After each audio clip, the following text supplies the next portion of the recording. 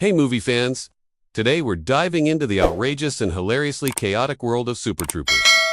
From behind-the-scenes pranks to insane production stories, this cult comedy is packed with secrets even hardcore fans don't know. Buckle up, because things are about to get meow-level crazy.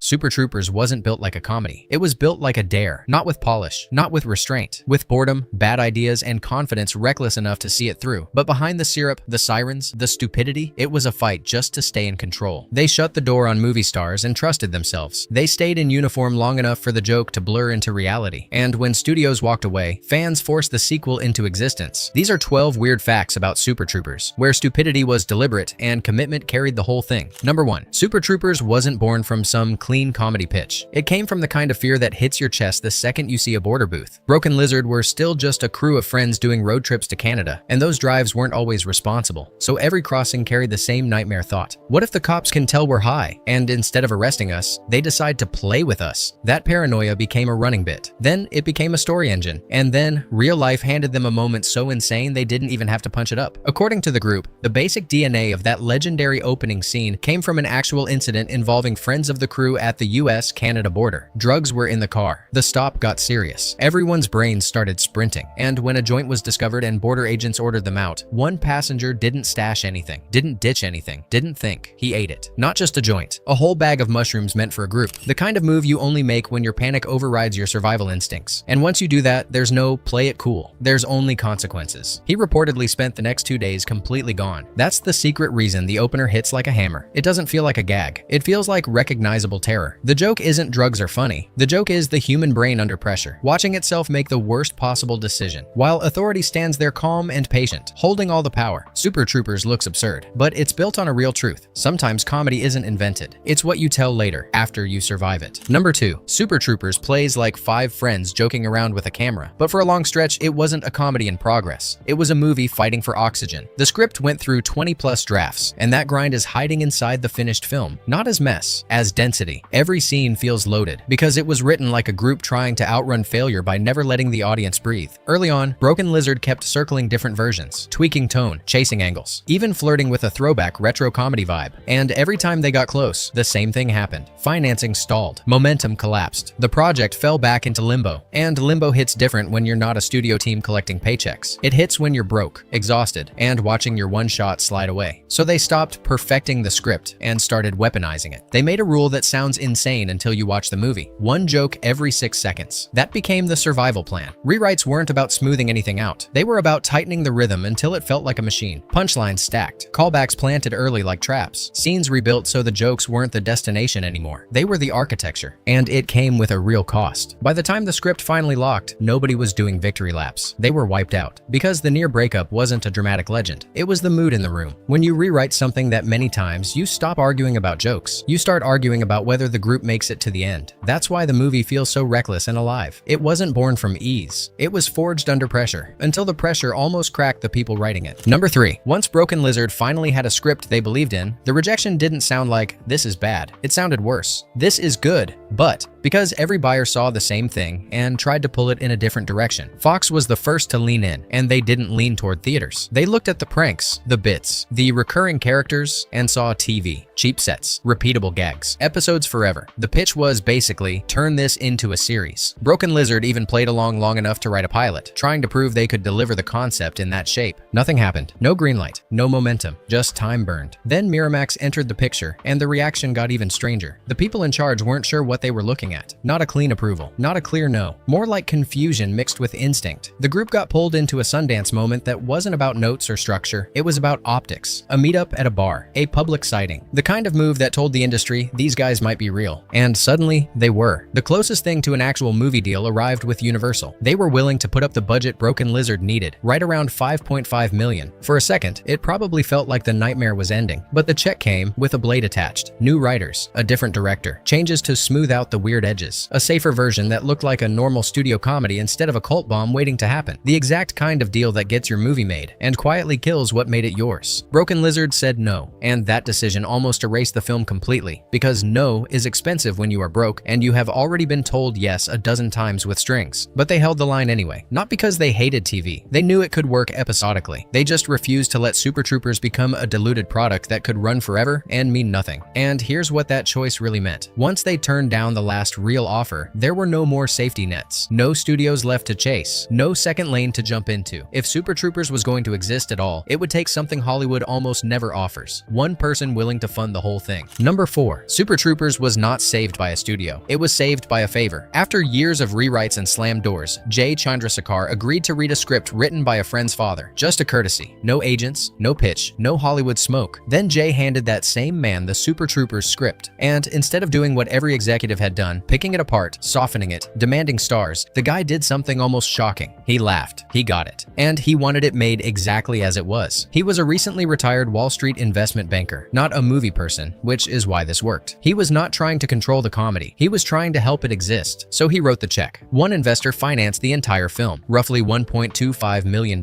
which meant there was no safety net. If it failed hard. No studio cushion, no second funding round, just Broken Lizard betting their future on one person saying yes. And then the movie hit. The investor got his money back. A rare happy ending in indie filmmaking, especially for a weird cop comedy with no stars. Now here's the part that feels like it belongs in the film itself. The title did not come from a marketing meeting. It came from a mom. One of the guys mentioned the project at home, and his mother casually summed it up like it was already obvious. "Oh, so you're making a movie about Super Troopers." That was it. Clean, sticky, impossible to forget. A movie built on mocking authority was financed and named by parents outside the system, and that is exactly why it survived. Number 5. Super Troopers had every reason to play the coward's game. Tiny budget, no leverage, no studio safety net. The smart move would have been obvious. Attach a famous name. Hand the keys to a proven director. Sand the weird edges down until it looked like a normal studio comedy. Studios pushed for exactly that. As Broken Lizard chased roughly $5.5 million, interest kept showing up with poison inside it. One of the loudest suggestions was Ben Affleck, who was scorching hot at the time. And even when it wasn't Affleck, it was always the same message in a different suit. Swap the cast. Swap the director. Make it marketable. Make it safe. Broken Lizard refused to blink. Their rule was non-negotiable. They would star in it themselves, and Jay Chandrasekhar would direct. Because if you remove the people who built the voice, you don't improve the movie, you replace it. And they knew a replaced Super Troopers might get financed, might even get released, but it would be dead on arrival. So they kept choosing the harder path, again and again. And that stubbornness shaped casting too. For Captain O'Hagan, they didn't want a recognizable actor. They wanted a comedy legend. They chased Bill Murray and even floated an offer around $100,000. It didn't happen. No dramatic story, no miracle yes, just another door that stayed shut. But the movie didn't collapse from those no's. It got sharper. Because when you stop chasing famous faces, you're forced to build something stronger than recognition. You build a tone, a rhythm, a world that only works if everyone's committed to the same weird little truth. And that freedom is why the film could still toss in a wild card like Linda Carter, the original Wonder Woman, as Governor Jessman. Not as a desperate stunt, as a wink. Super Troopers didn't get saved by a star. It got saved by the people who refused to hand it over. Number 6. Super Troopers feels loose, reckless, and slightly out of control because the production basically was. They shot on a razor-thin budget around Rockefeller State Park Preserve in Pleasantville, New York, using ordinary roads as Vermont highways and real pull-offs as checkpoints. No soundstage safety, no controlled bubble. Just a crew trying to steal a movie from the real world without the real world fighting back. Sometimes it did. The bulletproof cup scene was filmed near an actual prison, and the atmosphere went from funny to hostile fast. Inmates shouted at the cast during takes, especially at Steve Lemmy. It was loud, personal, and not something you can politely direct away. That tension under the jokes is real. Then there's the maple syrup scene, which is one of the best examples of Broken Lizard solving a problem in the dumbest possible way. The original plan was iced tea. On camera, it looked thin and fake, so they switched to real maple syrup. Multiple takes. No clever substitute. The discomfort you feel watching it is not acting. It is survival. Even these safer bits were engineered chaos. The soap prank was not soap. It was white chocolate, made sugar-free because Brian Cox is diabetic and actually bites into it. That is not a prop joke. That is a logistics mission. And then they crossed a line that feels almost too real. One of the movie's nastiest insults, Kevin Heffernan screaming abuse at an older couple stuck in their car, was aimed at his actual parents. They agreed to help. They did not expect it to be that brutal. Details were bizarrely split between fake and painfully real. The mustaches were fake. The humiliation wasn't. And when they needed bodies in the background, they did not cast Hollywood extras. They called friends, Colgate classmates, alumni, weaponize anyone who'd show up and commit. That's why the movie has that energy. It wasn't polished into cult status. It was stumbled into, one uncomfortable take at a time. Number 7. For a movie obsessed with abusing authority, Super Troopers had a few moments where the joke stopped being pretend. During a roadside shoot, traffic control broke down and cars kept driving straight through frame, ruining takes. Instead of shutting the scene down, director Jay Chandrasekhar made a reckless call and told Kevin Heffernan to fix it. So Heffernan stepped into the road in full trooper uniform and started stopping traffic by hand. No badge, no permit, no legal right to do it, just pure confidence and a costume that looked official enough to make people obey. And once you do that once, the line gets easier to step over. Steve Lemmy drove around on public roads in uniform, even flashing police lights at real drivers, betting nobody would challenge it. Eric Stolhansky took it into full chaos. He got clocked at 100 miles per hour in a patrol car with the siren accidentally engaged. A real officer pulled him over and somehow, through fast talking and sheer nerve, he walked away without consequences. No authorization, no safety net, just actors borrowing the power of the uniform and hoping the world played along. Years later, the universe gave the story its cleanest punchline. Lemmy got pulled over again for actual speeding. The officer recognized him from Super Troopers, grinned, and skipped the ticket.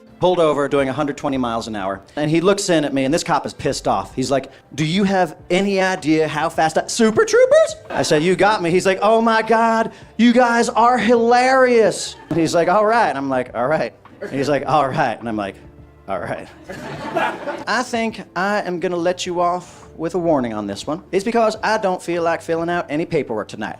It's not because Super Troopers is my favorite movie of all time. Not because it was allowed, because the movie had already turned the whole situation into a shared joke. A comedy about cops who ignore rules accidentally became famous enough that real cops started quoting it back. Number 8. One of the strangest weapons Super Troopers ever pulled out wasn't a prank. It was Brian Cox. In the late 1990s, Cox had a very specific Hollywood shape. Serious, prestigious, heavy roles with real menace. The kind of actor you cast when you need a room to go cold. Nazis, abusers, authority figures who feel like a verdict. That reputation paid the bills, but it also put him in a cage. So this is the part that still feels backwards. Broken Lizard didn't land Brian Cox. Brian Cox went after them. According to director Jay Chandrasekhar, Cox reached out because he was sick of being the darkness in every story. And he wasn't asking for a cute little comedy detour. He wanted the full plunge. Cox adored broad comedy, especially Jerry Lewis. The physical ridiculousness, the shameless commitment, the willingness to look stupid on purpose and do it like it's important. So Broken Lizard took the leap, and Cox didn't play Captain O'Hagan like a guest star doing the group a favor. He played him like a Shakespearean tyrant trapped in a stoner movie. Every insult lands harder because it comes from a man who sounds like he's delivering a royal decree. Every explosion feels earned because he's not winking. He's convinced. And that's why the lines became immortal. For Cox, it was a jailbreak. Proof he could be loud, stupid, furious, and hilarious without losing his authority. For the movie, it was the anchor that made the chaos feel real. Sometimes the best casting isn't luck. It's an actor finally choosing freedom. Number 9. Casting Super Troopers wasn't about polish. It was about fearlessness. Broken Lizard needed someone who could match the movie's unhinged rhythm and make chaos feel effortless. That's how Marissa Coughlan landed Ursula. In her audition, she didn't just read the scene and smile politely. She detonated it. Out of nowhere, she launched into a dead-on Linda Blair impression from The Exorcist. No warm-up, no warning, just full possession-level commitment, like she'd been waiting her whole life to terrify a casting room for fun. And it worked. According to Jay Chandrasekhar, it wasn't only funny, it was a signal. She understood the tone. Super Troopers lives on performers who are willing to go past comfort, past normal, and into that risky space where the joke could either kill or become legendary. The best part is, this wasn't some random party trick she pulled once. Broken Lizard already knew her from Teaching Mrs. Tingle, where she'd done the same impression. So when she brought it back in the audition, sharper and louder, it felt like a calling card. A message that said, "I'm not here to play it safe." That energy is exactly why Ursula works in the film. She's not just a dispatcher. She's tuned to the madness. Flirty, ruthless, playful, and just weird enough to belong. In a movie built on commitment, she got the role by proving one thing: when the moment comes, you go all the way. Number 10. By the time Super Troopers hit theaters, it looked like a confident, locked-in comedy that knew exactly what it was doing. But behind the curtain, the movie was still being argued into existence. The ending you know was not the first ending. The theatrical version, where the troopers crawl back into the world as undercover delivery guys, and the stoners from the opening scene turn out to be cops, only survived because test audiences forced the issue. Broken Lizard filmed other finales, and some of them were meaner. One alternate ending put the troopers troopers in a meat packing plant. Same basic rhythm, same "we are still cops" reveal, but with a grimy factory chase and a darker, uglier tone. The group has said it was shot, but it never became the version anyone remembers. Another ending went even colder. The troopers get fired for real and wind up in fast food. Same jokes, same behavior, different uniforms, no redemption, and audiences hated it. After spending the whole movie laughing at these idiots, people still wanted them to win. They wanted a landing, not a punishment. So Broken Lizard pivoted. The ending got lighter. The victory stayed. The movie kept its grin, but the identity crisis did not stop in the edit bay. The marketing was chaos too. In the US, posters leaned into goofy ensemble comedy. Troopers posed like a human pileup, almost selling it as a stoner sketch movie. In other countries, some posters practically rebranded it as a raunchy sex comedy, with the troopers stacked behind a woman's legs like it belonged in a totally different decade. Even the title shifted depending on where you lived. Germany got Super Troopers, the Super Cops. France got Super Patrol. Same film, different promise. Which is wild, because this movie did not become a cult favorite by being perfectly packaged. It survived because the actual thing was stronger than the confusion around it. The audience found the real identity for it, and they never let it go. Number 11. Super Troopers did not crawl into pop culture politely. It kicked the door in at Sundance in January 2001 and instantly proved Broken Lizard had tapped into a very specific kind of comedy addiction. Loud, stupid, committed, and weirdly precise. The buzz hit fast enough that Fox Searchlight stepped in and grabbed distribution, which meant this little indie prank suddenly had a real runway. Then it went wide in February 2002, and this is where the story gets fun. Because on the surface, the box office looks like a modest win. A scrappy, star-free comedy made for somewhere around 1 to 3 million that climbs to roughly 23.2 million worldwide. That is already a victory lap for a movie this niche. But theaters were just the first stop. The real takeover happened at home. VHS, DVD, late-night rewatches that turned into rituals. The kind of movie that does not just get quoted, it gets practiced. People did not recommend it like a normal film. They tested you. If you laughed at the opening scene, you were in. If you knew the lines, you belonged. And over time, the home media money reportedly blew past the theatrical run, with estimates commonly putting it well above 50 to 60 million. That is where the mustache really started printing cash. Critics never fully caught up to what was happening. Some reviews dismissed it as tasteless, including a brutal jab from the New York Times. Aggregators called it uneven. None of that mattered once the movie escaped the review page and landed in dorm rooms, apartments, and cable rotations. In places like Australia, it became the kind of cult rental staple that never really leaves the shelf. And that afterlife changed everything for Broken Lizard. It gave them leverage. It gave them a future. It is the reason they kept getting chances, leading to Club Dread, Beerfest, The Slammin' Salmon, Tacoma FD, and beyond. So the math is simple. Tiny budget, solid theatrical run, a home video explosion that turned a weird little cop comedy into a generational handshake. Critics argued, awards shrugged, audiences memorized, and that mustache rode all the way to the bank. Number 12. For a movie that became a cult habit almost overnight, Super Troopers took an insane 17 years to come back. Not because Broken Lizard didn't want it, because Hollywood didn't know what to do with a comedy that lived more on quotes and rewatches than on opening weekend math. For years, the sequel wasn't even a sequel. The first serious idea was a 1970s prequel called Super Troopers 76, a throwback concept about the troopers' fathers, built to chase that Smokey and the Bandit and Animal House energy. It got discussed, circled, and dragged along, then died the way most projects die, quietly. No headline, no closure. By 2009, they pivoted to what fans actually wanted, a true continuation set just months after the original, built around a US-Canada border dispute that throws the Vermont chaos back into motion. And even then, it still couldn't get moving because the same wall stayed up. Money, risk, studio hesitation. So in 2015, Broken Lizard did something almost unheard of. They went around the system and went straight to the people who kept the movie alive. They launched an Indiegogo campaign, and fans didn't just support it, they funded it. Depending on how you count totals, it brought in roughly $2 million to $4.5 million,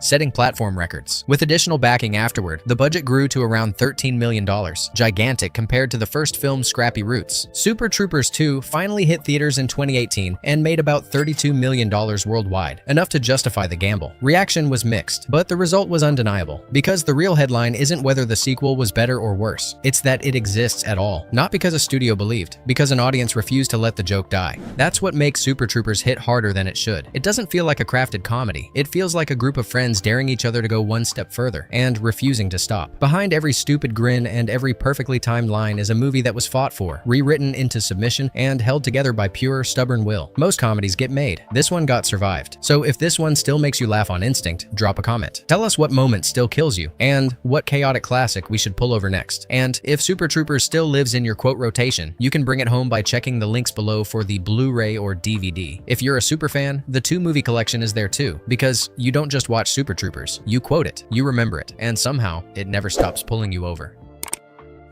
And that wraps up the wildest facts about Super Troopers. If you got a laugh or learned something new, don't forget to hit like, subscribe, and tell me which movie I should break down next. Until then, stay frosty. And don't forget to respect the Literacola.